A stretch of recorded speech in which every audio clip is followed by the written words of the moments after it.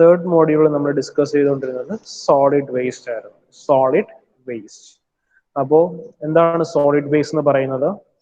Any material that we discard that is not a liquid or a gas is known as a solid waste. പിന്നെ solid waste നമ്മൾ classify ചെയ്തു. It can B an organic waste or inorganic waste. Organic waste എന്ന് വെച്ചാൽ എന്താ? അത് decompose ചെയ്ത് പോകും. Inorganic waste decompose ചെയ്ത് പോകില്ല.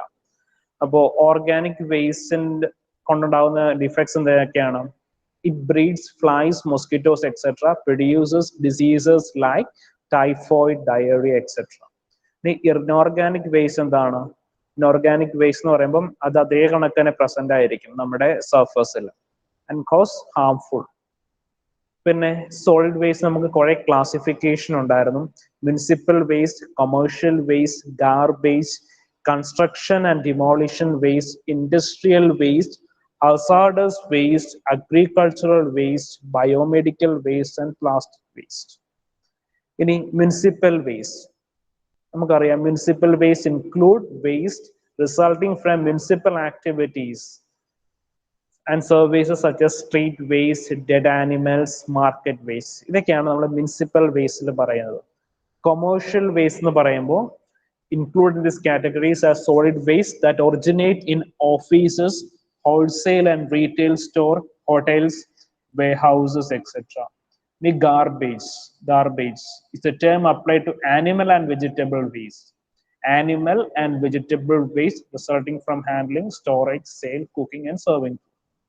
പിന്നുള്ളതാണ് കൺസ്ട്രക്ഷൻ ആൻഡ് ഡിമോളിഷൻ വേസ്റ്റ്. ഇപ്പൊ നമ്മളൊരു ബിൽഡിംഗ് ഡിമോളിഷൻ ചെയ്യുമ്പോഴോ, അപ്പൊ നമുക്ക് ഓർമ്മയുണ്ടാവും, നമ്മൾ കഴിഞ്ഞ വർഷം ഫ്ലാറ്റ് ഡിമോളിഷൻ ചെയ്ത സൈറ്റിൽ എന്താണ് ഒരുപാട് വേസ്റ്റ് ഉണ്ടായിരുന്നു. ആ വേസ്റ്റിനകത്ത് കോൺക്രീറ്റ് വേസ്റ്റ് നമ്മൾ എന്താക്കി മാറ്റാൻ പറ്റുമെന്ന് പറഞ്ഞു? അത് നമ്മൾ എം സാൻഡ് ആയിട്ട് കൺവേർട്ട് ചെയ്യാൻ പറ്റുമെന്ന് പറഞ്ഞു. അതേ കണക്ക് തന്നെ സ്റ്റീൽ റോഡ്സ് റീയൂസ് ചെയ്യാമെന്നും പറഞ്ഞു. അപ്പോൾ എല്ലാ കേസിലും നമുക്ക് അങ്ങനെ ചെയ്യാൻ പറ്റത്തില്ല. ഇനി അതേ കണക്ക് തന്നെ ഈ പറയുന്ന ഒരു ബിൽഡിംഗ് ഡിമോളിഷൻ ചെയ്ത് കഴിഞ്ഞിട്ട് അതിനകത്ത് വരുന്ന കോൺക്രീറ്റ് വേസ്റ്റ് നമ്മൾ റീസൈക്കിൾ ചെയ്യണമെങ്കിൽ അതിനൊരു എക്സ്ട്രാ എക്സ്പെൻഡിച്ചർ വരും. അപ്പൊ ആ കോസ്റ്റ് മീറ്റ് ചെയ്യാൻ കഴിയണം.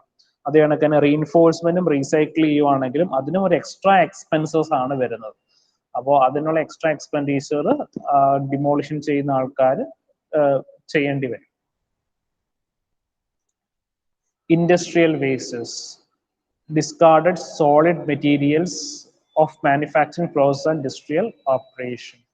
Hazardous waste നകത്ത് വരുന്നതാണ് നമ്മുടെ റേഡിയോ ആക്റ്റീവ് വേസ്റ്റ് ഒക്കെയാണ് ഹസാർഡസ് വേസ്റ്റിൽ വരുന്നത്. റേഡിയോ ആക്റ്റീവ് വേസ്റ്റ് ഒക്കെ ഹസാർഡസ് വേസ്റ്റിലാണ് വരുന്നത്.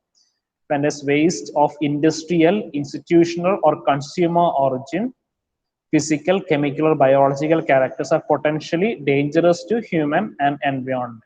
നമ്മുടെ റേഡിയോ ആക്റ്റീവ് വേസ്റ്റ്, അതാണ് എക്സ്റേസ്, ചില വേസ്റ്റിനകത്ത് റേഡിയേഷൻസ് എമിറ്റ് ചെയ്യും. അതൊക്കെയാണ് ഹസാർഡസ് വേസ്റ്റിനകത്ത് വരുന്നത്. ഇനി അതേ കണക്ക് ചില കെമിക്കൽസിന്റെ കണ്ടെയ്നേഴ്സ്, അതെല്ലാം ഹസാർഡസ് വേസ്റ്റ് ആണ്. പിന്നെ അഗ്രികൾച്ചറൽ വേസ്റ്റ്, അത് യൂഷ്വലി ഓർഗാനിക് വേസ്റ്റ് ആണ്. Agricultural waste, biomedical or hospital waste, plastic waste. So ബാക്കി കാര്യങ്ങൾ നമ്മൾ കഴിഞ്ഞ ക്ലാസ്സിൽ പറഞ്ഞത് waste physical, chemical and biological characters of waste characters. അപ്പോൾ ഈ ഒരു പോയിന്റ് കഴിഞ്ഞ ക്ലാസ്സിൽ ഞാൻ പറയാൻ വിട്ടുപോയതാണ്, അതുകൊണ്ടാണ് ഞാൻ അതൊന്ന് എക്സ്പ്ലെയിൻ ചെയ്തത്. നമുക്ക് അറിയാവുന്ന കാര്യങ്ങൾ തന്നെയുള്ളൂ. Municipal waste, commercial waste, garbage, construction and demolition waste, industrial waste, hazardous waste, agricultural waste, biomedical waste and plastic waste. So solid waste in a different classification.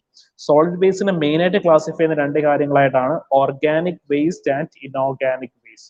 Organic waste എന്ന് വെച്ചാൽ എന്താണ്? ആ വേസ്റ്റ്, ആ സോളിഡ് വേസ്റ്റ് ചെറിയ particles ആയിട്ട് നമ്മുടെ മണ്ണിൽ, soil അലിഞ്ഞു ചേർന്നോളും. ഇൻഓർഗാനിക് വേസ്റ്റ് അങ്ങനെയല്ല, it will remain there for many years. Plastic waste ഒക്കെ അതിന് എക്സാമ്പിൾ ആണ്. ഇനി നമ്മൾ ഇന്ന് ഡിസ്കസ് ചെയ്യാൻ ഉദ്ദേശിക്കുന്നത് സോളിഡ് വേസ്റ്റിനകത്ത് റേഡിയോ ആക്റ്റീവ് വേസ്റ്റിനെ പറ്റിയിട്ടാണ്. Radioactive waste, nuclear and radioactive waste. എന്താ ഈ nuclear and radioactive waste എന്ന് വെച്ചാൽ? നിങ്ങൾക്ക് എന്തറിയാം nuclear and radioactive waste? ആദ്യമായിട്ട് കേൾക്കുന്നതൊന്നുമല്ലല്ലോ ന്യൂക്ലിയർ വേസ്റ്റ് എന്നൊക്കെ. ന്യൂക്ലിയർ വേസ്റ്റിന്റെ മെയിൻ സോഴ്സസ് എന്താണ്, അല്ലെങ്കിൽ എന്താണ് ന്യൂക്ലിയർ വേസ്റ്റ്, എങ്ങനെയാണ് ന്യൂക്ലിയർ വേസ്റ്റ് വരുന്നത്? അറിയാവുന്ന കാര്യങ്ങളൊക്കെ ഒന്ന് പറഞ്ഞേ.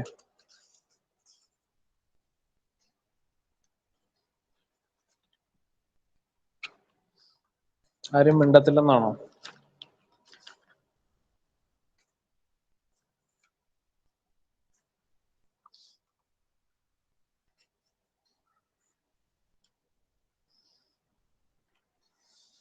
എന്താ ന്യൂക്ലിയർ വേസ്റ്റ്?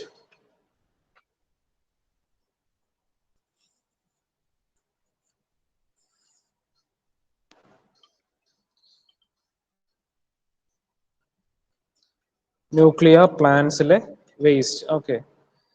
ന്യൂക്ലിയർ പ്ലാന്റ്സിൽ നമുക്ക് എന്ത് റിയാക്ഷൻസ് ആണ് നടക്കുന്നത്? Nuclear പ്ലാന്റ്സിൽ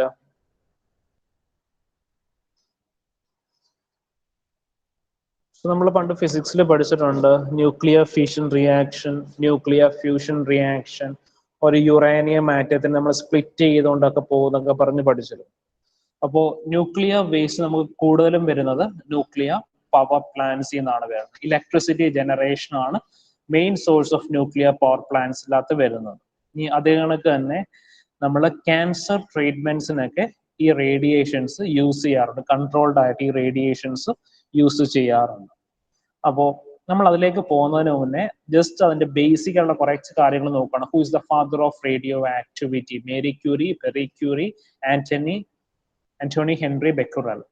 Who's the father of Indian nuclear program? Indian nuclear program, Satyendra Nath Bose, Dr. APJ Abdul Kalam, Dr. Homi J. Bhabha.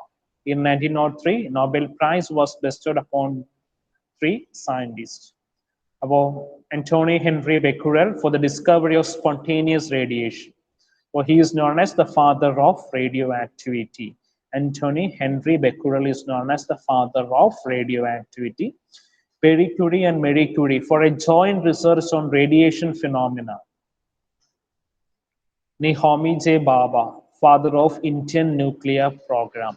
Homi J. Bhabha, father of Indian nuclear program എന്നറിയപ്പെടുന്നത്.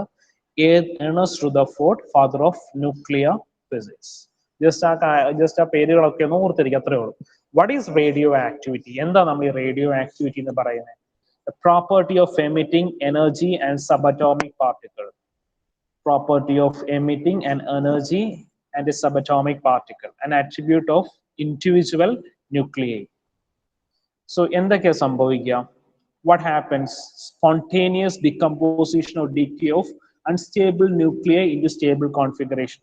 നമുക്കറിയാം എന്താണ്, ഒരു uranium ആറ്റത്തിനെ split ചെയ്യാണ്, അത് split ചെയ്ത് പോവാണ്. ഒരു stable atom എത്തുന്നത് വരെ അതിങ്ങനെ ആ പ്രോസസ്സ് കണ്ടിന്യൂ ചെയ്തുകൊണ്ടിരിക്കും. How? By emitting certain particles to a certain form of electromagnetic energy. How long it will continue? Until a stable nucleate has been formed. ഒരു സ്റ്റേബിൾ ന്യൂക്ലിയ ഉണ്ടാകുന്നത് വരെ എന്ത് ചെയ്യാണ്, ഈ യുറാനിയം ന്യൂക്ലിയസിനെ ഇങ്ങനെ സ്പ്ലിറ്റ് ചെയ്ത് പോകുവാണ്. What are the types of ionizing radiations? നമ്മൾ ഈ ന്യൂക്ലിയസിനെ സ്പ്ലിറ്റ് ചെയ്യുമ്പോൾ ഏതൊക്കെ ടൈപ്പ് റേഡിയേഷൻസ് വരുന്നു? ഫസ്റ്റ് വൺ ആണ് ആൽഫ റേഡിയേഷൻസ്. സോ അവിടെ എമിറ്റ് ചെയ്യുന്ന പാർട്ടിക്കിൾസ് ആൽഫ പാർട്ടിക്കിൾസ് ആണ്. It interacts strongly with matter. പിന്നെ it cannot penetrate, അല്ലെങ്കിൽ unable to penetrate sheet of paper. It cannot penetrate outer layer of dead skin cells, but can if ingested in food. അപ്പോൾ ഫുഡിനകത്തേക്ക് അത് ingest ചെയ്യാൻ പറ്റും. So ഇത് ഇദ്ദേഹം Alexander, a former officer of Russian FSB spy agency, was poisoned and murdered by polonium-210, an alpha emitted in his tea. ഈ next radiation ആണ് beta radiation. First പറഞ്ഞത് alpha radiation ആണ്. Alpha radiation cannot penetrate through a sheet of paper, cannot penetrate through outer layer of dead skin cell, and it can penetrate if ingested in food. Next പറയുന്ന radiation ആണ് beta radiations. Beta radiations, emission of electron or positron, is stopped by, like it cannot penetrate through aluminum foil or thick piece of plastic or stack of paper, and it can penetrate skin a few centimeters. So skin കൂടി beta radiations penetrate ചെയ്തപ്പോൾ for a few centimeters. Next പറയുന്ന മൂന്നാമത്തെ radiation ആണ് gamma radiations. അപ്പൊ main നമുക്ക് മൂന്ന് radioactivity radiations ആണുള്ളത്: alpha, beta and gamma. Emission of high energy waves. അപ്പോ ഗാമ എന്ന് പറയുന്നത് ഹൈ എനർജി വേവ്സ് ആണ്. It can penetrate into body, can be stopped by lead or depleted uranium.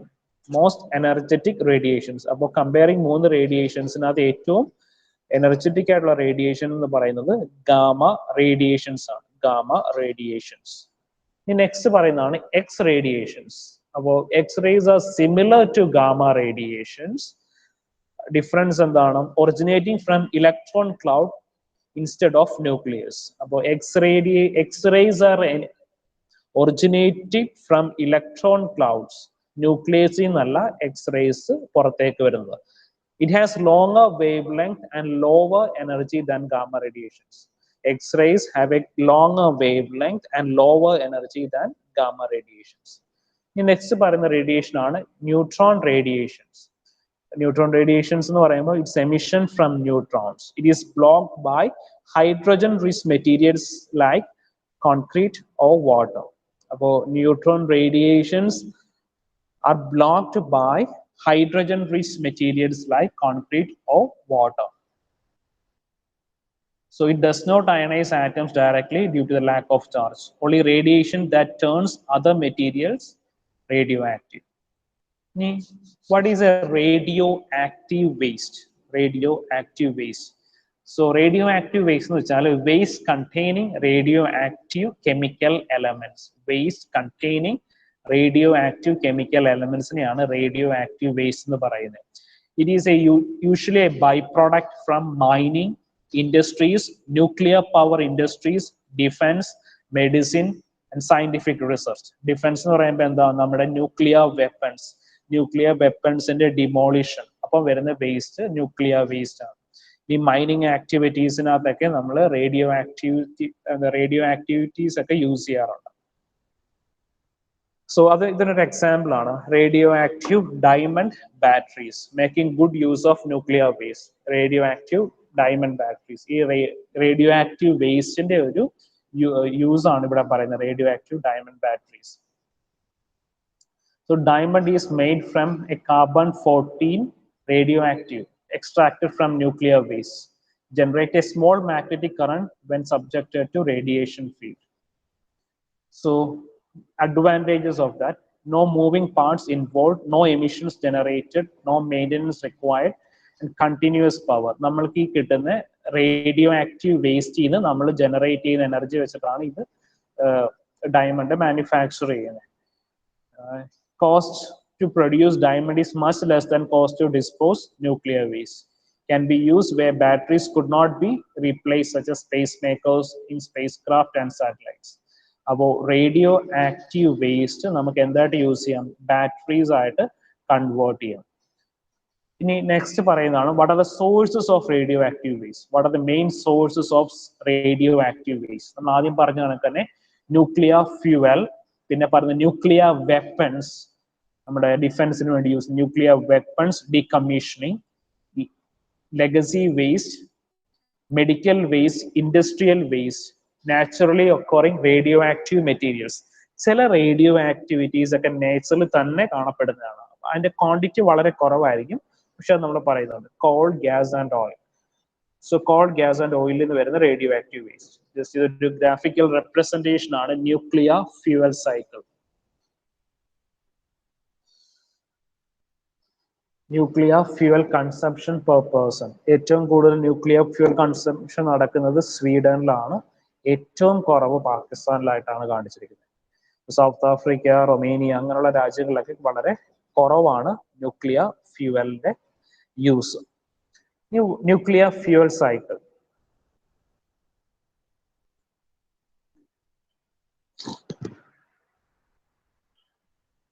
So നമ്മൾ use ചെയ്യുന്ന nuclear fuel എന്താണ്?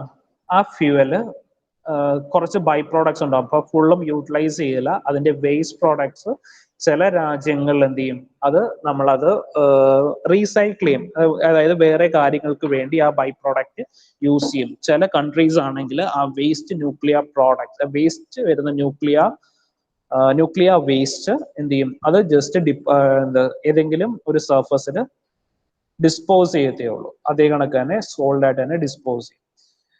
So ഇതൊരു pictorial representation ആണ് nuclear power പ്ലാന്റ്സിന്റെ representation. യെല്ലോയിൽ കാണിച്ചിരിക്കുന്നത് ഇപ്പോൾ ഓപ്പൺ ചെയ്യാൻ പോകുന്ന സൈറ്റ്സുകളും പിങ്ക് കളറിൽ കാണിച്ചിരിക്കുന്നത് ഇപ്പോൾ വർക്കിംഗ് ആയിട്ടുള്ള സൈറ്റ്സിലുമാണ്. അപ്പോൾ കേരളത്തിനോട് ഏറ്റവും അടുത്ത് കിടക്കുന്ന ഒരു ന്യൂക്ലിയർ പവർ പ്ലാന്റ് ആണ് Kudankulam nuclear power plant. Kudankulam nuclear power plant വളരെ കുറച്ച് വർഷങ്ങളായതേ ഉള്ളൂ അത് കമ്മീഷൻ ചെയ്തത്. 2015 സമയത്താണ് കാണുന്നത്. കൂടംകുളം, തിരുനെൽവേലി ജില്ല, തമിഴ്നാട്ടിലെ തിരുനെൽവേലി ഡിസ്ട്രിക്റ്റിലാണ് കൂടംകുളം ന്യൂക്ലിയർ പവർ പ്ലാന്റ്. അപ്പോൾ Koodankulam nuclear power plant open ചെയ്ത് കഴിഞ്ഞപ്പോഴാണ് ഇതിന്റെ കൂടുതൽ ഹെൽത്ത് ഹസാർഡ്സ് നമ്മൾ മനസ്സിലാക്കി തുടങ്ങിയത്. കേരളത്തിനോട് ഏറ്റവും അടുത്ത് നിൽക്കുന്നത് കൊണ്ട് തന്നെ, അതും നിയർ ബൈ സീഷോർ, കടലിനോട് അടുത്ത് തന്നെയാണ് കൂടംകുളം ന്യൂക്ലിയർ പവർ പ്ലാന്റ് നിൽക്കുന്നത്. ഈ പ്ലാന്റിന്റെ ഓപ്പറേഷൻ തുടങ്ങിയപ്പോൾ തന്നെ ഇവിടുത്തെ ഈ റീജിയനിലുള്ള ഫിഷർമെൻസിനൊക്കെ ഫിഷിന്റെ അവൈലബിലിറ്റി വളരെ കുറഞ്ഞു തുടങ്ങി. അതേ കണക്ക് തന്നെ പൊല്യൂഷൻ. ഇപ്പോൾ ഈ Kudankulam nuclear power plant open ചെയ്തത് റഷ്യൻ കൊളാബറേഷൻ വെച്ചിട്ടാണ്. റഷ്യയുടെ സഹായത്തോടെ ഇന്ത്യയിൽ സ്റ്റാർട്ട് ചെയ്തതാണ് കൂടംകുളം ന്യൂക്ലിയർ പവർ പ്ലാന്റ്. അത് ഓപ്പൺ ചെയ്യുന്ന സമയത്ത് അവർ പറഞ്ഞിരിക്കുന്നത് ഇവിടെ വരുന്ന വേസ്റ്റ് അത് റഷ്യയിലേക്ക് തന്നെയാണ് നമ്മൾ ന്യൂക്ലിയർ വേസ്റ്റ് കൊണ്ടുപോകുന്നത്, അതിന്റെ വേസ്റ്റ് ഒന്നും ഇന്ത്യയിൽ ഡംപ് ചെയ്യുന്നില്ല എന്നാണ്. അപ്പോൾ അവിടുന്ന് വരുന്ന സോളിഡ് വേസ്റ്റ്. ഇനി അതേ കണക്ക് തന്നെ ഈ കൂടംകുളം എന്ന് പറയുന്ന ന്യൂക്ലിയർ പവർ പ്ലാന്റിൽ എന്തെങ്കിലും ഒരു മേജർ ആക്സിഡന്റ് ഉണ്ടായി കഴിഞ്ഞാൽ 100 കിലോമീറ്റേഴ്സ് 100 കിലോമീറ്റർ ചുറ്റളവിലുള്ള എല്ലാ കാര്യങ്ങളും എന്താണ് കരിഞ്ഞു പോത്തേ ഉള്ളൂ. അപ്പോൾ 100 കിലോമീറ്റേഴ്സ് ചുറ്റളവിൽ എന്ന് പറഞ്ഞു വരുമ്പോൾ കേരളത്തിലെ പല ഭാഗങ്ങൾ, കോട്ടയം വരെയുള്ള റീജിയൻസ് ഒക്കെ പോകുമെന്നാണ് പറയപ്പെടുന്നത്. അപ്പൊ അങ്ങനെ മേജർ ആക്സിഡൻസ് ഒന്നും ഉണ്ടാകില്ല എന്നുള്ള ഉറപ്പിലാണ് Koodankulam nuclear power plant commission ചെയ്തിരിക്കുന്നത്.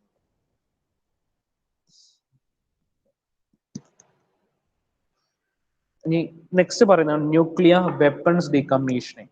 അപ്പോൾ ന്യൂക്ലിയർ വെപ്പൺസ് നമ്മൾ ഒരു തവണ മാത്രമേ ഉപയോഗിച്ചിട്ടുള്ളൂ. Second world war 1945 second world വാറിന്റെ അവസാനത്തോടെ ഹിറോഷിമയിലും നാഗസാക്കിയിലും മാത്രമേ ന്യൂക്ലിയർ വെപ്പൺസ് പ്രയോഗിച്ചിട്ടുള്ളൂ. പക്ഷേ ന്യൂക്ലിയർ വെപ്പൺസ് പല രാജ്യങ്ങളും ഇപ്പോഴും മാനുഫാക്ചർ ചെയ്യുന്നുണ്ട്. പക്ഷേ ഈ ന്യൂക്ലിയർ വെപ്പൺസ് മാനുഫാക്ചർ ചെയ്യുമ്പോൾ ഇത്ര വർഷത്തേക്കാണ് അത് മാനുഫാക്ചർ, അത് കഴിയുമ്പോൾ അത് ഡീകമ്മീഷൻ ചെയ്യണം. അങ്ങനെ ഡീകമ്മീഷൻ ചെയ്യുമ്പോഴും അതിനകത്തുനിന്ന് എമിറ്റ് ചെയ്യുന്ന റേഡിയേഷൻസ്, അതാണ് ഇവിടെ പറയുന്നത് nuclear weapons decommissioning. Nuclear waste from nuclear weapon decommissioning is unlikely to contain much beta or gamma activities other than tritium and americium. Legacy. Due to historic activities typically related to radium industry, uranium mining, and military programs, there are numerous sites that contain or are contaminated with radioactivity. In the United States alone, Department of Energy states there are millions of gallons of radioactive waste as well as thousands of tons of spent nuclear fuel and material or huge quantities of contaminated soil and water. So, ഈ പറയുന്ന nuclear waste, ഏറ്റവും കൂടുതൽ nuclear waste use ചെയ്യുന്നത് nuclear waste വരുന്ന രാജ്യങ്ങൾ, ഇപ്പോൾ United സ്റ്റേറ്റ്സിലൊക്കെ ആണെങ്കിൽ ആ വേസ്റ്റ് അണ്ടർഗ്രൗണ്ടിൽ ഡെപ്പോസിറ്റ് ചെയ്യുകയാണ് ചെയ്യുന്നത്. മെഡിക്കൽ യൂസ്, റേഡിയോ ആക്റ്റീവ് വേസ്റ്റിന്റെ മെഡിക്കൽ യൂസ്. അപ്പോൾ Y90 എന്ന് പറയുന്ന റേഡിയേഷൻ നമ്മൾ യൂസ് ചെയ്യുന്നത് ലിംഫോമ ട്രീറ്റ്മെന്റിനാണ്, ക്യാൻസർ ട്രീറ്റ്മെന്റ് ആണ്. I131 യൂസ് ചെയ്യുന്നത് ടൈഫോയിഡ് ക്യാൻസർ, തൈറോയിഡ് ക്യാൻസർ. അത് കണക്കിന് തൈറോയിഡിന്റെ ഫംഗ്ഷൻ ടെസ്റ്റിനും I131 എന്നുള്ള റേഡിയേഷൻസ് നമ്മൾ യൂസ് ചെയ്യാറുണ്ട്. SR89 is used for treating bone cancer. ഇനി man-made sources. So man-made source എന്ന് പറയുമ്പോൾ നമ്മൾ എക്സ്റേ എടുക്കാനൊക്കെ പോകും. ഇപ്പോൾ ബോണിനകത്തുള്ള ഡാമേജസ് ഒക്കെ ഉണ്ടോ എന്ന് അറിയാനായിട്ട് നമ്മുടെ എക്സ്റേ എടുക്കാൻ പോകും. അപ്പൊ എക്സ്റേ എടുക്കുമ്പോൾ എന്താണ് അവിടെ നമുക്ക് റേഡിയേഷൻസ് ആണ് പുറത്തേക്ക് തള്ളുന്നത്. ആ റേഡിയേഷൻസ് വെച്ചിട്ടാണ് എന്ത് ചെയ്യുന്നത്, നമ്മുടെ ബോണിന്റെ ഇമേജ് ക്യാപ്ചർ ചെയ്തെടുക്കുന്നത്, ഡിഫറെന്റ് ഇമേജസ്. ഇനി industrial source waste can contain alpha, beta, neutron or gamma emitters. Gamma emitters are used in radiography, while neutron emitting sources are used in a range of applications such as oil well, logging. പിന്നെ പറയുന്ന source ആണ് coal, oil and gas. So coal, oil and ഗ്യാസിനകത്ത് വളരെ small amount of radioactive ആണുള്ളത്, such as uranium, barium, thorium and potassium. But pure coal എടുക്കുവാണെങ്കിൽ significant less than average concentration of those element in occurs. Naturally occurring radioactive material, NORM, naturally occurring radioactive materials. So a lot of this waste is alpha particle emitting. അപ്പോൾ നമ്മൾ main ആയിട്ടുള്ള radiations alpha, beta and gamma ആണ്. അപ്പോൾ naturally occurring radio active materials കൂടുതലും emit ചെയ്യുന്നത് alpha particles ആണ്. Alpha particles.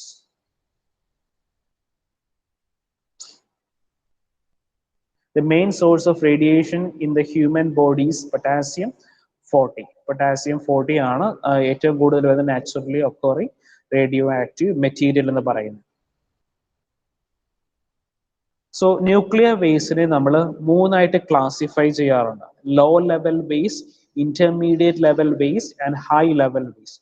Law level, intermediate and high level waste. അപ്പോൾ വേസ്റ്റിനെ എങ്ങനെ മൂന്നായിട്ട് ക്ലാസിഫൈ ചെയ്യുന്ന അനുസരിച്ച് മൂന്ന് രീതിയിലായിരിക്കും ഈ മൂന്ന് ടൈപ്പ് വേസ്റ്റിനെയും ഡിസ്പോസ് ചെയ്യുന്നത്. ഫസ്റ്റ് പറയുന്നതാണ് low level waste. Low level waste is generated from hospitals and industry as well as the nuclear fuel cycle. Material that originates from any region of an active area commonly designated as low level waste is suitable for a shallow land burial. അപ്പോൾ nuclear waste low level waste ആണെങ്കിൽ അത് നമുക്കൊരു കുറച്ച് ഡെപ്തിൽ, നമുക്കൊരു ഭൂമിക്കടിയിൽ ഒരു ചെറിയ കുഴി എടുത്ത് നമുക്ക് ഡെപ്പോസിറ്റ് ചെയ്യാവുന്നേ ഉള്ളൂ ലോ ലെവൽ വേസ്റ്റ് ആണെങ്കിൽ. ഈ ഇന്റർമീഡിയറ്റ് ലെവൽ വേസ്റ്റ് ആണെങ്കിൽ അത് കുറച്ച് നമ്മളൊരു കണ്ടെയ്നേഴ്സിനകത്ത് ആക്കി സീൽ ചെയ്തതിന് ശേഷം വേണം അത് നമ്മുടെ ഡെപ്പോസിറ്റ് ചെയ്യാനായിട്ട്, ലാൻഡിന് ഭൂമിക്കടിയിൽ ഡെപ്പോസിറ്റ് ചെയ്യുമ്പോൾ. കോൺക്രീറ്റ് സ്ലാബിനുള്ളിൽ, കോൺക്രീറ്റ് കാസ്കിനകത്തുള്ള ഇതാണ്ട് ഇങ്ങനെ ഒരു അണ്ടർഗ്രൗണ്ടിൽ ഒരു കോൺക്രീറ്റ് ടാങ്കിനുള്ളിലൊക്കെയാണ് നമ്മളത് ഡെപ്പോസിറ്റ് ചെയ്യുന്നത് ഇന്റർമീഡിയറ്റ് ലെവൽ വേസ്റ്റ് ആണെങ്കിൽ. ഇനി ലാസ്റ്റ് വൺ ആണ് high level waste. So high level വേസ്റ്റിന്റെ മെയിൻ സോഴ്സ് എന്ന് പറയുന്നത് ന്യൂക്ലിയർ റിയാക്ടർ ആണ്.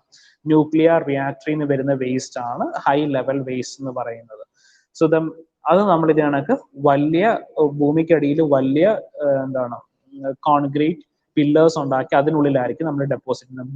ബോർഹോൾ, ഡീപ് ബോർഹോൾസിനകത്തായിരിക്കും ഡെപ്പോസിറ്റ് ചെയ്യുന്നത് ഹൈ ലെവൽ വേസ്റ്റ്. അത് ഭയങ്കര the radioactive emissions എന്ന് പറയുന്നത് it may last for about 1000 years. high level waste high level nuclear waste ന്റെ radioactive emissions they will be active for more than 1000 years എന്നാണ് പറയപ്പെടുന്നത്. The effects and dangers of radioactive waste.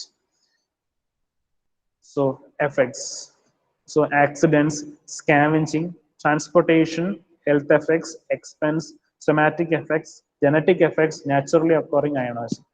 Accidents എന്ന് പറയുമ്പോൾ നമുക്ക് ചിലപ്പോൾ nuclear waste, nuclear റിയാക്ടേഴ്സിൽ നിന്ന് leakages ഒക്കെ ഉണ്ടാകാനുള്ള സാധ്യതയുണ്ട്.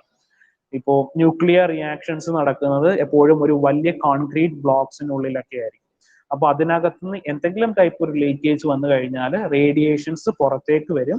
ആ റേഡിയേഷനോട് എക്സ്പോഷർ ആകുന്നതൊക്കെ സിവിയർ ഡാമേജസ് ഉണ്ടാകാനുള്ള സാധ്യതയുണ്ടാവും.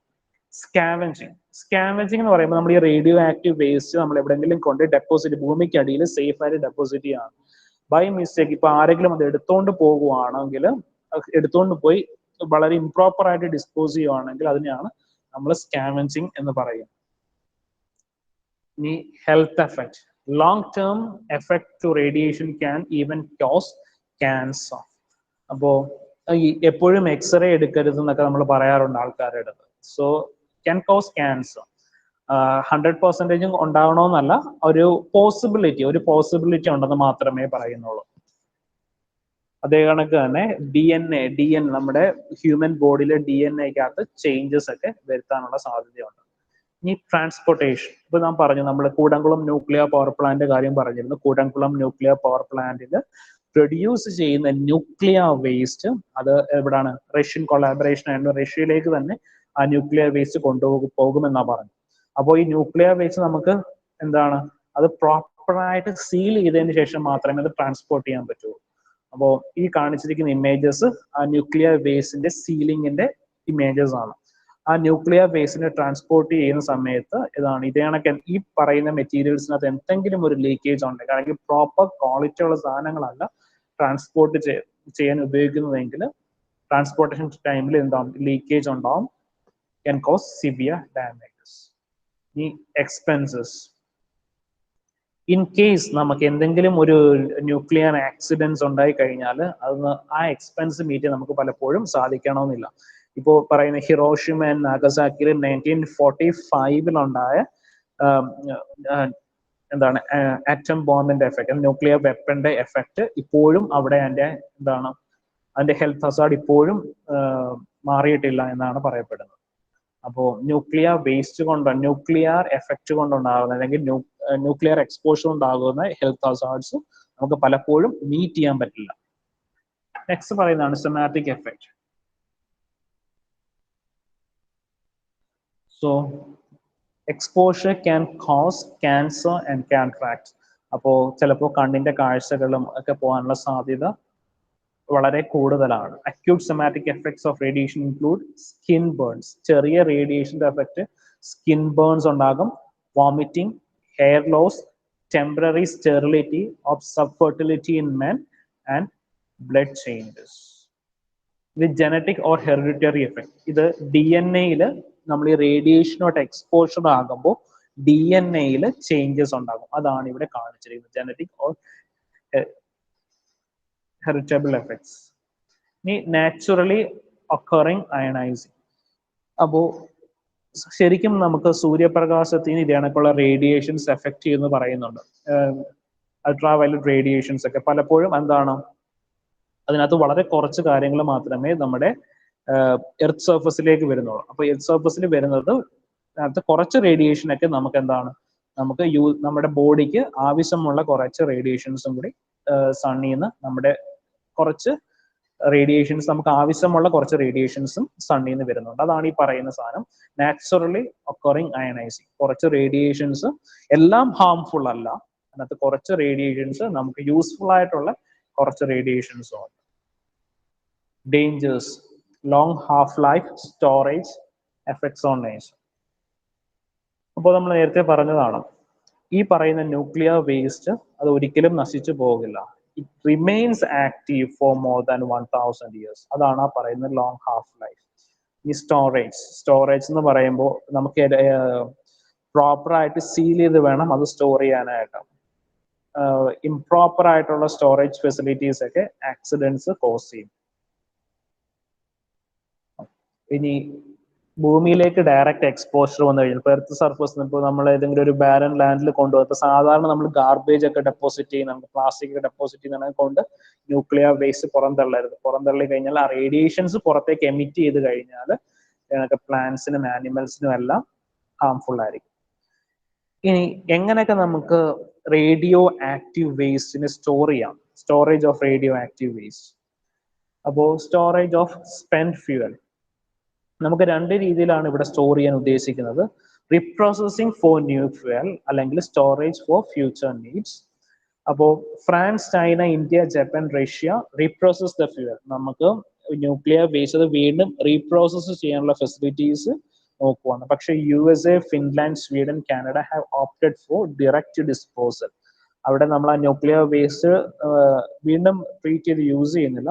അവർ ആ ന്യൂക്ലിയർ വേസ്റ്റ് ഡയറക്റ്റ് ഡിസ്പോസൽ ആണ്. ഡിസ്പോസൽ എന്ന് പറയുമ്പോൾ ഒന്നെങ്കിൽ ലാൻഡിലായിരിക്കും, ഇല്ലെങ്കിൽ സീയിലായിരിക്കും.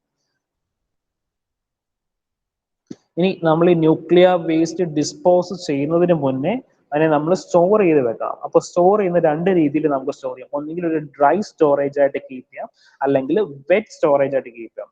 പേര് പോലെ തന്നെ ഡ്രൈ സ്റ്റോറേജ് വെച്ചും വേസ്റ്റ് ഇൻ ഡ്രൈ ഫോം ആയിരിക്കും. വെറ്റ് സ്റ്റോറേജ് എന്ന് പറയുമ്പോൾ ലിക്വിഡ് ഫോമിലായിരിക്കും സ്റ്റോറേജ് നടക്കുന്നത്. ഇനി അതിനകത്ത് തന്നെ വെറ്റ് സ്റ്റോറേജിനെ സ്പെൻഡ് ഫ്യൂവൽ പോണ്ട്സ് ആയിട്ട് സ്റ്റോർ ചെയ്യാം. ഡ്രൈ സ്റ്റോറേജിനകത്ത് vitrification and underground storage. Vitrification എന്ന് പറയുമ്പോൾ നമ്മൾ ഈ വേസ്റ്റിനെ നമ്മളൊരു ഗ്ലാസ് ഫോമിലേക്കൊക്കെ കൺവേർട്ട് ചെയ്യണം. അതാണ് ഈ വിട്രിഫിക്കേഷൻ എന്ന് പറഞ്ഞ് കൊടുത്തിരിക്കുന്നത്. എന്നിട്ട് അണ്ടർഗ്രൗണ്ടിൽ സ്റ്റോർ ചെയ്യണം. അപ്പോൾ രണ്ട് രീതിയിലാണ് സ്റ്റോറേജ് പറയുന്നത്. ഡിസ്പോസലിന് മുന്നേ നമ്മൾ എന്ത് ചെയ്യണം? നമുക്ക് ഓരോ ദിവസം പ്രൊഡ്യൂസ് ചെയ്യുന്ന ന്യൂക്ലിയർ വേസ്റ്റ് കൊണ്ട് ഡിസ്പോസ് ചെയ്യാൻ പറ്റില്ല. ഒരു ഹ്യൂജ് എമൗണ്ട് അല്ലെങ്കിൽ ഒരു considerable amount of nuclear waste ആയി കഴിയുമ്പോഴാണ് അത് ഡിസ്പോസ് ചെയ്യുന്നത്. അപ്പോൾ നമുക്ക് എന്ത് ചെയ്യണം, ഓരോ ദിവസവും പ്രൊഡ്യൂസ് ചെയ്യുന്ന ന്യൂക്ലിയർ വേസ്റ്റ് സ്റ്റോർ ചെയ്യണം. രണ്ട് രീതിയിൽ സ്റ്റോർ ചെയ്യുന്നത്. It can be stored as a dry storage, it can be stored as a wet storage. Wet storage എന്ന് പറയുമ്പോൾ ലിക്വിഡ് ഫോമിൽ സ്പെൻഡ് ഫ്യൂൽ പോണ്ട്സിനകത്ത് സ്റ്റോർ ചെയ്യുന്നു. ഡ്രൈ സ്റ്റോറേജ് എന്ന് പറയുമ്പോൾ അതിന്റെ വിട്രിഫിക്കേഷൻ പ്രോസസ്സ് വഴി, അതിനെന്താണ് വിട്രിഫിക്കേഷൻ എന്ന് പറയുമ്പോൾ ഒരു ഗ്ലാസ് ഫോമിലേക്ക് കൺവേർട്ട് ചെയ്തിട്ട് അണ്ടർഗ്രൗണ്ടിൽ സ്റ്റോർ ചെയ്യുന്നു. ഇതാണ് vitrification. It's a technique for transformation of a substance into glass non crystalline amorphous form. So ആ ഒരു പ്രോസസ് ആണ് ഇവിടെ പറയുന്നത്, വിട്രിഫിക്കേഷന്റെ പ്രോസസ്. നമ്മൾ ആ പറയുന്ന ന്യൂക്ലിയർ വേസ്റ്റിനെ ഒരു ഗ്ലാസ് ഫോമിലേക്ക് കൺവേർട്ട് ചെയ്യണം. ഇനി അണ്ടർഗ്രൗണ്ട് സ്റ്റോറേജ്. അണ്ടർഗ്രൗണ്ട് സ്റ്റോറേജ് എന്ന് പറയുമ്പോൾ നമ്മൾ വലിയൊരു ടാങ്ക്സിലാണ് ഇത് അണ്ടർഗ്രൗണ്ടിൽ സ്റ്റോർ ചെയ്യുന്നത്. ഇമേജിൽ കാണിച്ചിരിക്കുന്നതാണ്. A storage tank not including any underground piping connected to the tank having 10% of its volume underground.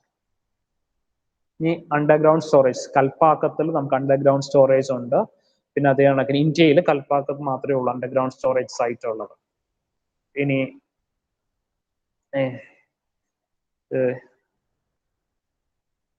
ഇതാണ് spend fuel pools. Spend fuel pools നമ്മൾ ലിക്വിഡ് എന്താണ് ഡ്രൈ സ്റ്റോറേജും ഉണ്ട് വെറ്റ് സ്റ്റോറേജും ഉണ്ടെന്ന് പറഞ്ഞു. വെറ്റ് സ്റ്റോറേജിനകത്താണ് നമ്മൾ സ്പെൻഡ് ഫ്യൂവൽ പോണ്ട്സ് പറഞ്ഞത്.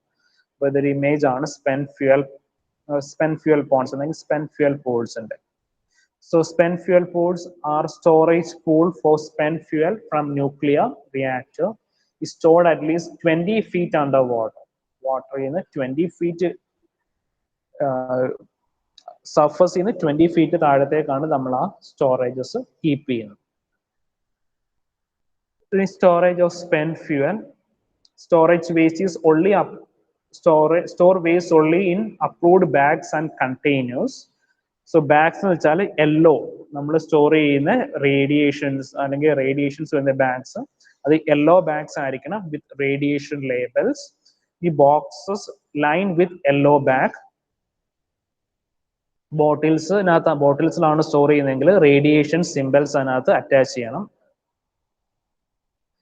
പിന്നെ do not use anything that can be mistaken for an ordinary trash container. So ദാണ്ടെ നമ്മൾ യൂസ് ചെയ്യുന്ന കണ്ടെയ്നേഴ്സിനകത്ത് എപ്പോഴും അത് റേഡിയോ ആക്റ്റീവ് വേസ്റ്റ് ആണെന്ന് ലേബൽ ചെയ്യണം. അല്ലാതെ ഇതേ കണക്ക് ഒരു ബോക്സിനകത്തൊന്നും റേഡിയോ ആക്റ്റീവ് വേസ്റ്റ് ഡെപ്പോസിറ്റ് ചെയ്യാൻ പാടില്ല. ഇപ്പൊ നമ്മൾ പലപ്പോഴും എക്സ്പെരിമെന്റൽ പർപ്പസിനകത്തൊക്കെ നമുക്ക് റേഡിയേഷൻസ് വരുന്ന സാധനങ്ങൾ യൂസ് ചെയ്യാറുണ്ട്. അപ്പോൾ ആ റേഡിയേഷൻസ് വരുന്ന മെറ്റീരിയൽസ് ഇതേ കണക്ക് സെപ്പറേറ്റ് ബോക്സിനകത്താണ് കീപ്പ് ചെയ്യേണ്ടത്, ഡിസ്പോസ് ചെയ്യേണ്ടത്. ഇതൊരു ഗ്രാഫിക്കൽ റെപ്രസെന്റേഷൻ ആണ്.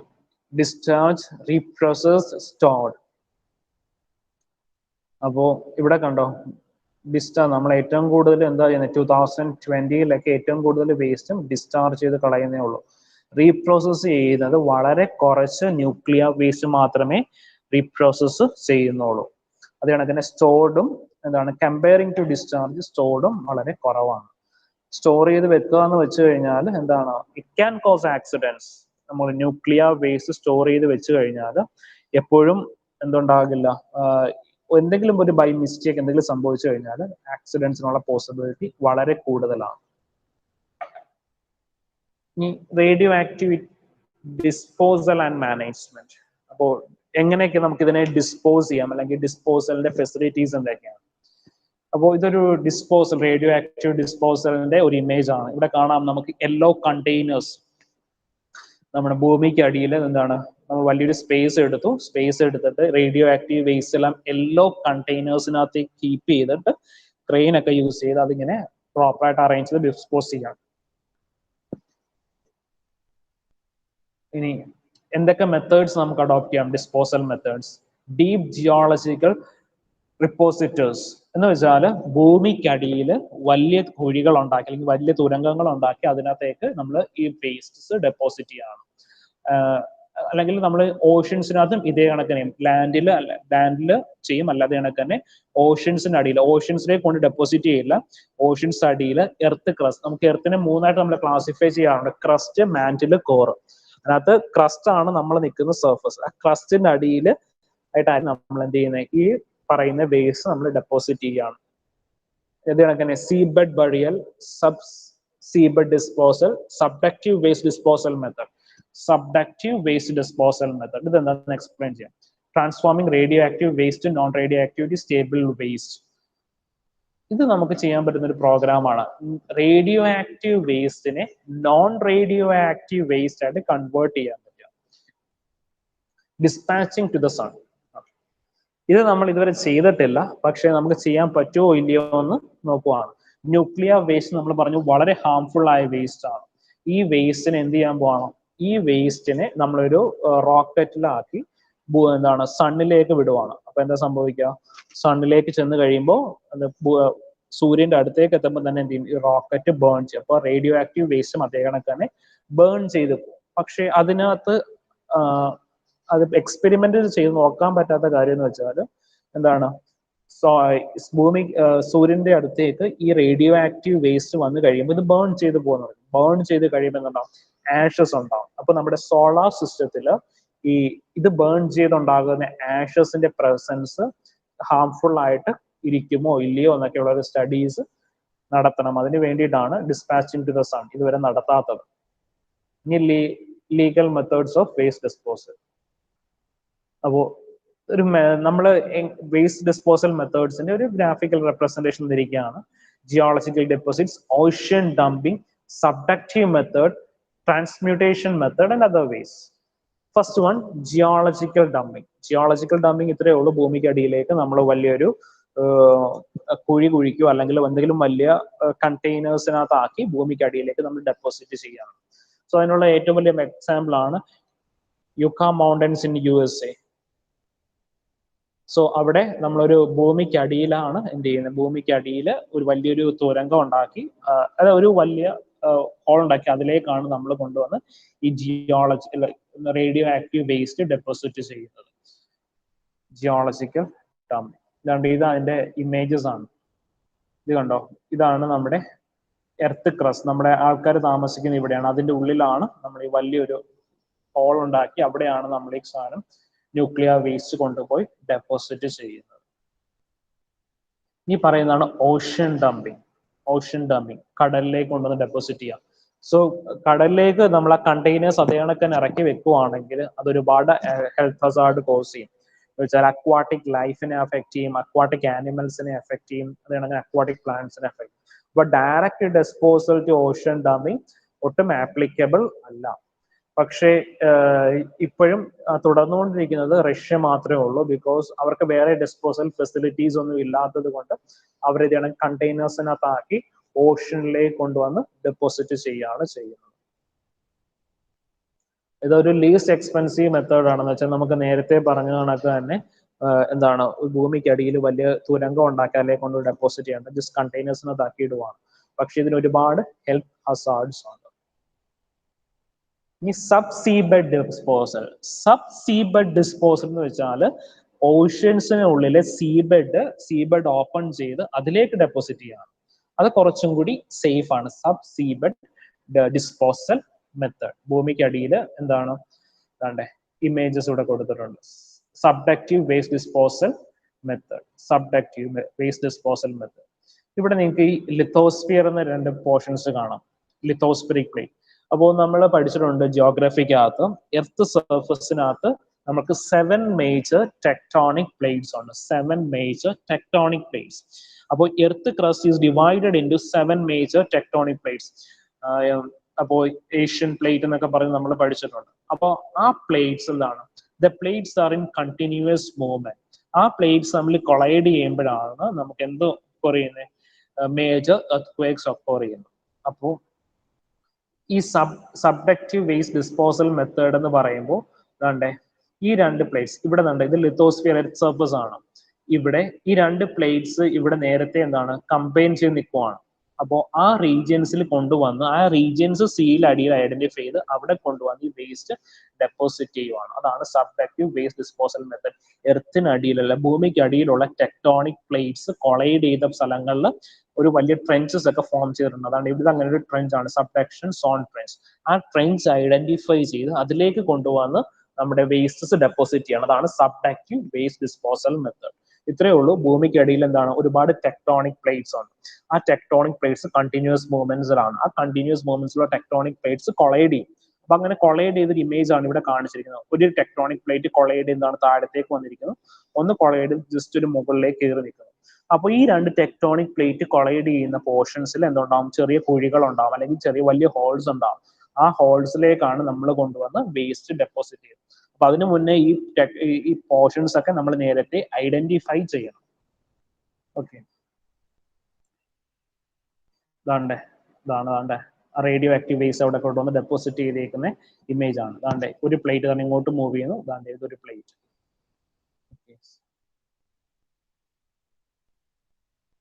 So transmutation of high level radioactive waste.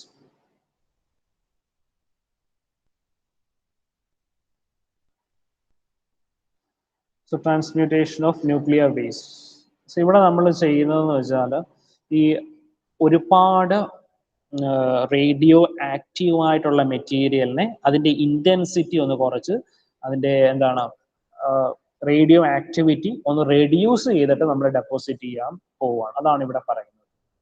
ഒരുപാട് ഹൈലി റേഡിയോ ആക്റ്റീവ് ആയിട്ടുള്ള മെറ്റീരിയലിന്റെ അതിന്റെ ഹൈ ലെവൽ റേഡിയോ ആക്ടിവിറ്റി ഒന്ന് റെഡ്യൂസ് ചെയ്തിട്ട് നമ്മൾ ഡിസ്പോസ് ചെയ്യുകയാണ്. ഇതാണ് ഞാൻ നേരത്തെ പറഞ്ഞത്. Why not just disposal of nuclear waste to sun. എന്താ സംഭവിക്കുക, ന്യൂക്ലിയർ വേസ്റ്റ് നമ്മൾ അതേ കണക്ക് കൊണ്ടൊന്ന് ഡെപ്പോസിറ്റ് ചെയ്ത് കഴിഞ്ഞാൽ അവിടെ എന്താണ് ന്യൂക്ലിയർ വേസ്റ്റ് ബേൺ ചെയ്ത് വരുന്ന ആഷസ് ഒക്കെ നമ്മുടെ സോളാർ സിസ്റ്റത്തിൽ ഇങ്ങനെ പറന്ന് നടക്കും. പക്ഷെ ഇതാണ് അതിന്റെ ഇമേജ്. സോളാർ സിസ്റ്റത്തിൽ എന്താണ് ബേൺ ചെയ്യും, ന്യൂക്ലിയർ വേസ്റ്റ് ബേൺ ചെയ്ത് കഴിയുമ്പോൾ ഇതിന്റെ എഫക്ട് എന്താവും അറിയാൻ പാടില്ല. സണ്ണിന് ചുറ്റി കണക്ക് ആഷസ് ഉണ്ടാവും, ന്യൂക്ലിയർ വേസ്റ്റ് ബേൺ ചെയ്തതിന്റെ ആഷസ് ഉണ്ടാവും. പക്ഷെ അത് നമുക്ക് എങ്ങനെ വിസ്റ്റാൻഡ് ചെയ്യാം, അല്ലെങ്കിൽ അങ്ങനെ സംഭവിച്ചാൽ എന്ത് ചെയ്യാൻ പറ്റും എന്ന് നമുക്ക് അറിയില്ല. അതാണ് നമ്മൾ സണ്ണിലേക്കുള്ള റേഡിയോ ആക്റ്റീവ് ഡിസ്പോസൽ ചെയ്യാത്തത്. ഇനി legal methods of disposing of radioactive waste. നമുക്ക് ലീഗലായിട്ട് ഏതൊക്കെ രീതിയിൽ ഡിസ്പോസ് ചെയ്യാനായിട്ടാണ് ഉള്ളത്. decay in storage, dump to sanitary sewer, only RSO may ship to disposal site, dispose as if not radioactive. ഇനി just രണ്ട് examples പറയണം റേഡിയോ ആക്റ്റീവ് വേസ്റ്റിന്റെ ഹസാർഡ്സ്. ഇനി cobalt 60 effect. ഇത് ഡൽഹിക്ക് അടുത്ത് ഒരു മാർക്കറ്റിൽ സംഭവിച്ചതാണ്. അവിടെ ഒരു സ്ക്രാപ്പ് വിൽക്കുന്ന ഒരു ആക്രി കടയിൽ ഡൽഹി യൂണിവേഴ്സിറ്റിയിൽ നിന്ന് കൊണ്ടുവന്ന ഒരു മെറ്റീരിയൽ അവരവിടെ എന്താണ് ഓപ്പൺ ചെയ്ത് നോക്കിയതാണ്. ഡൽഹി യൂണിവേഴ്സിറ്റിയിലെ സ്ക്രാപ്പായിട്ട് ആക്രിയ വിലയ്ക്ക് മേടിച്ചുകൊണ്ടുവന്ന സാധനമാണ്. ഈ ആക്രിയുടെ കൂട്ടത്തിൽ കിടന്നുകൊണ്ട് ഒരു ഷൈനിങ് അപ്പിയറൻസ് ആണ്. അത് പൊട്ടിച്ച് നോക്കിയപ്പോൾ അത് റേഡിയോ ആക്റ്റീവ് മെറ്റീരിയൽ ആയിരുന്നു. ബൈ മിസ്റ്റേക്ക് അത് സ്ക്രാപ്പിന്റെ കൂട്ടത്തിൽ കയറിപ്പോന്നെയാണ്. അപ്പൊ ആ സ്ക്രാപ്പിന്റെ കൂട്ടത്തിൽ കയറി വന്ന റേഡിയോ ആക്റ്റീവ് മെറ്റീരിയൽ ഇവിടെ ഓപ്പൺ ചെയ്ത് നോക്കിയപ്പോൾ അത് റേഡിയോ ആക്ടിവിറ്റീസ് എമിറ്റ് ചെയ്തു. അത് ആ റീജിയൻസിൽ മൊത്തം എഫക്ട് ചെയ്തു. അത് ഒരു കേസ് സ്റ്റഡി ആണ്. പക്ഷേ അതെങ്ങനെ ബൈ മിസ്റ്റേക്ക് ആ യൂണിവേഴ്സിറ്റിക്ക് പുറത്തേക്ക് പോയി എന്ന് പറയാൻ പറ്റില്ല. അത് കൊബോൾട്ട് 60 എന്നും പറഞ്ഞ് റേഡിയോ ആക്റ്റീവ് മെറ്റീരിയലിന്റെ എഫക്റ്റ് ആണ് ഡൽഹിയിൽ സംഭവിച്ചത്. പിന്നെ നമുക്ക് അറിയാവുന്നതാണ് ഹിറോഷിമയിലും നാഗസാക്കിയിലും സംഭവിച്ചത്. Hiroshima Nagasaki 1945 world war end. So അവിടെ അത് ബേൺ ചെയ്ത് കഴിഞ്ഞപ്പോൾ എന്താണ് mushroom like mushroom like clouds ആണ് അത് ബേൺ ചെയ്ത് കഴിഞ്ഞപ്പോൾ. ആറ്റം ബോംബ്സിന്റെ ഇമേജസ് ആണ്. നമുക്ക് ഒരുപാട് ഹസാർഡ്സ് ഉണ്ടെങ്കിലും എന്തുകൊണ്ട് നമ്മൾ ന്യൂക്ലിയർ എനർജി ഡിപ്പെൻഡ് ചെയ്യുന്നു? അപ്പൊ നമുക്ക് എന്ത് വേണം, നമുക്കൊരു ഫാക്ടറി റൺ ചെയ്യണമെങ്കിൽ അല്ലെങ്കിൽ ഇൻഡസ്ട്രിയൽ റെവല്യൂഷൻ വേണമെങ്കിൽ നമുക്ക് സോഴ്സ് ഓഫ് ഇലക്ട്രിസിറ്റി വേണം, കറണ്ടിന് ആവശ്യമാണ്. അപ്പോൾ ഇലക്ട്രിസിറ്റി ജനറേറ്റ് ചെയ്യാനായിട്ട് വേറെ സോഴ്സ് ഒന്നും ഇല്ല. അപ്പൊ കേരളത്തിൽ നമുക്ക് എന്തുണ്ട്, ഹൈഡ്രോ ഇലക്ട്രിക് പവർ പ്ലാന്റ്സ് ഒക്കെ ഉണ്ട്. പക്ഷെ വെള്ളമില്ല.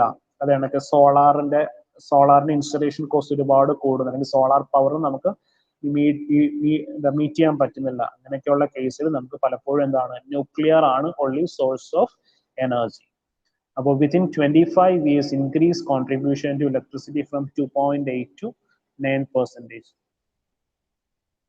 അപ്പോൾ ഇപ്പോഴത്തെ ഇന്ത്യയിലെ പ്രസന്റ് നീഡ്സിൽ ന്യൂക്ലിയർ പവർ എത്രയാണ്? 3%. Hydro electric 25%, renewable source 9, gas 10 and coal 52% and diesel 1%. അപ്പോൾ ഇൻക്രീസിങ് ഇൻ ന്യൂക്ലിയർ, നമുക്ക് എനർജി വേണമെങ്കിൽ നമ്മൾ എന്ത് വേണം, ഇത് ന്യൂക്ലിയർ പവർ പ്ലാന്റ്സ് പോലുള്ള പ്ലാന്റ്സ് ആവശ്യം വരും. ഇത് ജസ്റ്റ് നമ്മുടെ ഇമേജസ് ആണ്. ന്യൂക്ലിയർ പവർ പ്ലാന്റ്സും അതിന്റെ പ്രൊഡ്യൂസ് ചെയ്യുന്ന കപ്പാസിറ്റീസ് ഒക്കെ. ഇതാണ്ട് കൂട്ടൻകുളം, നമുക്ക് ഏറ്റവും അടുത്ത് നിൽക്കുന്നത് കൂട്ടൻകുളമാണ്. കൂട്ടൻകുളം ന്യൂക്ലിയർ പവർ പ്ലാന്റ്. പിന്നെ വരുന്നത് ഇവിടെയാണ് ജയ്താപൂർ. ജയ്താപൂർ അല്ല, കൈഗ, കർണാടക. നമുക്ക് ഏറ്റവും അടുത്ത് നിൽക്കുന്നത് കൂട്ടൻകുളം ന്യൂക്ലിയർ പവർ പ്ലാന്റ് ആണ്.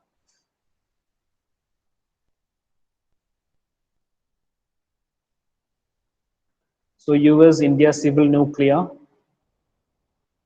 agreement expected to generate additional 25,000 megawatt of nuclear power by 2020. Trade of nuclear fuel and technology with other countries. So nuclear power plants in their advantages. Advantage എന്ന് പറയുന്നത് നമുക്ക് എനർജിയുടെ ഒരു സോഴ്സ് ആണ് nuclear power plants. പിന്നെ അതിന്റെ treatment facilities, ഇങ്ങനെയുള്ള കാര്യങ്ങളെല്ലാം ഡിസ്കസ് ചെയ്തു. നിങ്ങൾക്ക് എന്തെങ്കിലും ഡൗട്ട്സ് ഉണ്ടെങ്കിൽ ചോദിക്കാം. കൂടുതൽ കാര്യങ്ങൾ നിങ്ങൾ നേരത്തെ പഠിച്ച കാര്യങ്ങൾ തന്നെയാണ് ഇതിനകത്ത് പറഞ്ഞിട്ടുള്ളത്. പറഞ്ഞതിനകത്ത് എന്തെങ്കിലും